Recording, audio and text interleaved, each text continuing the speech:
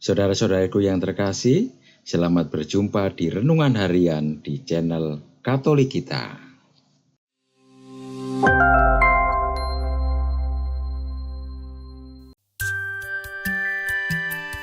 Hari ini, Kamis, 16 Mei 2024, Pekan ke-7 Paskah.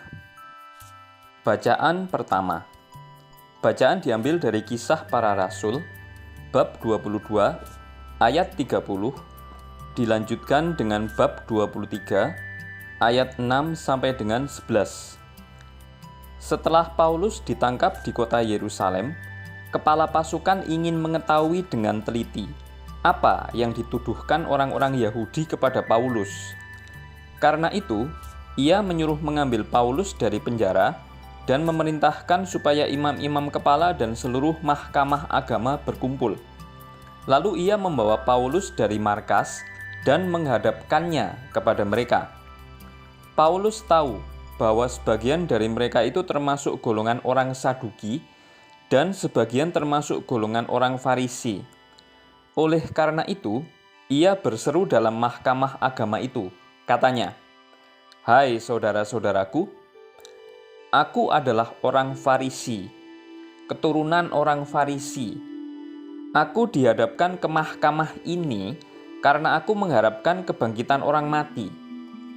Ketika Paulus berkata demikian, timbullah perpecahan antara orang-orang Farisi dan orang-orang Saduki, dan terbagi-bagilah orang banyak itu.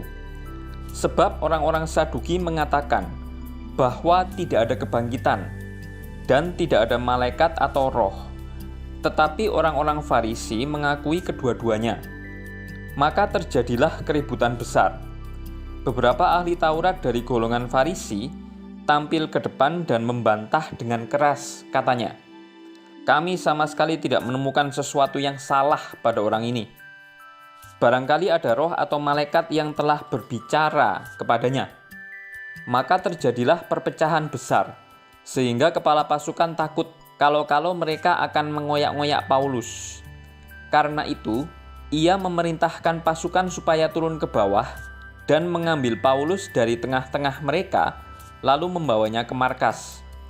Pada malam berikutnya, Tuhan datang berdiri di sisi Paulus dan berkata kepadanya, "Kuatkanlah hatimu, sebab sebagaimana engkau dengan berani telah bersaksi tentang aku di Yerusalem, demikian jugalah hendaknya engkau bersaksi di Roma." Demikianlah sabda Tuhan. Syukur kepada Allah. Bacaan Injil. Bacaan diambil dari Injil Suci menurut Yohanes, bab 17, ayat 20 sampai dengan 26.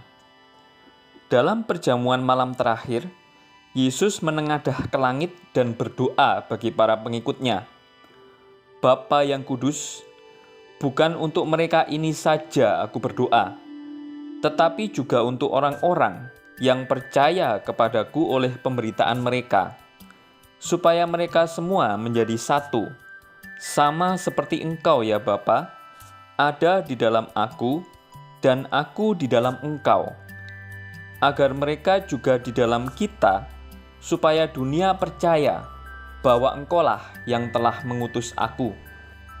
Aku telah memberikan kepada mereka kemuliaan yang Engkau berikan kepadaku, supaya mereka menjadi satu, sama seperti kita adalah satu.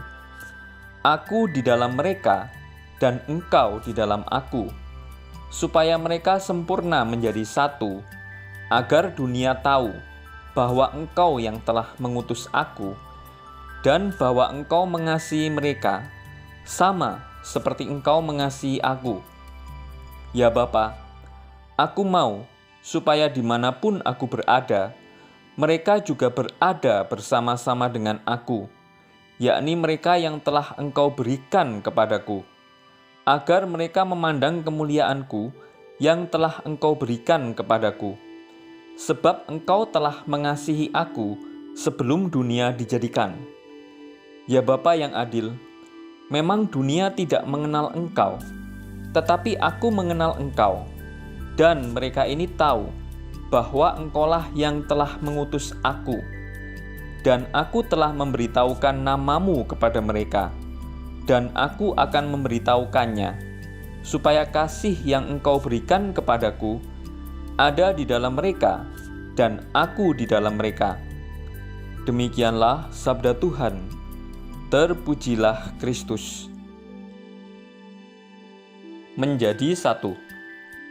Manusia hidup dalam ikatan relasi yang saling terhubung dengan manusia lainnya, bahkan dengan seluruh ciptaan.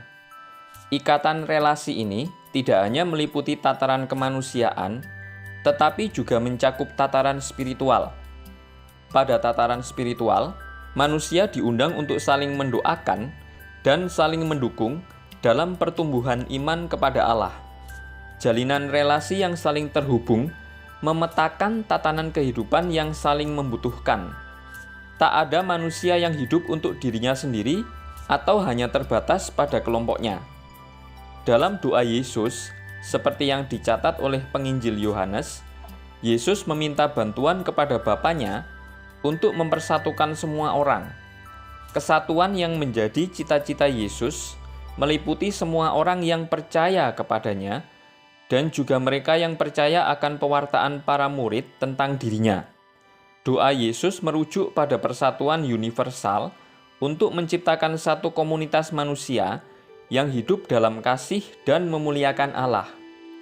Persatuan dalam kasih membuka sekat-sekat yang membatasi manusia yang satu dengan manusia lainnya.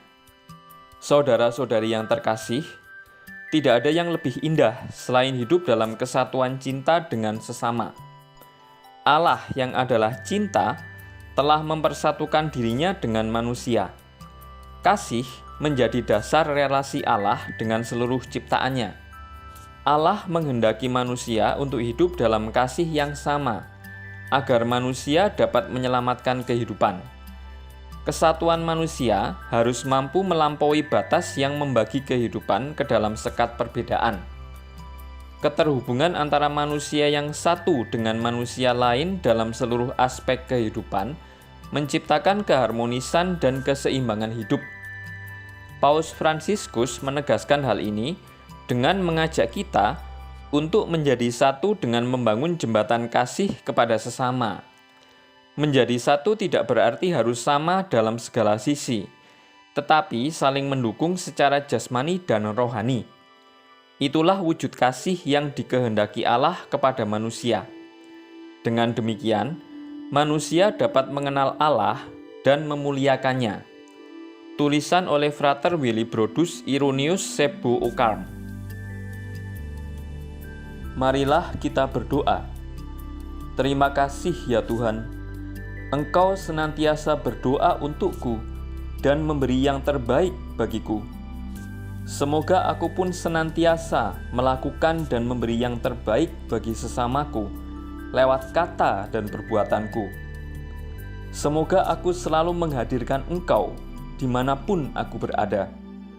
Bersama iman, harap dan kasih-Mu, Engkau kupuji, kini dan selamanya. Amin. Saudara-saudari yang terkasih, terima kasih atas kebersamaannya dalam renungan harian ini. Kita jumpa lagi di renungan harian berikutnya. Berkah dalam.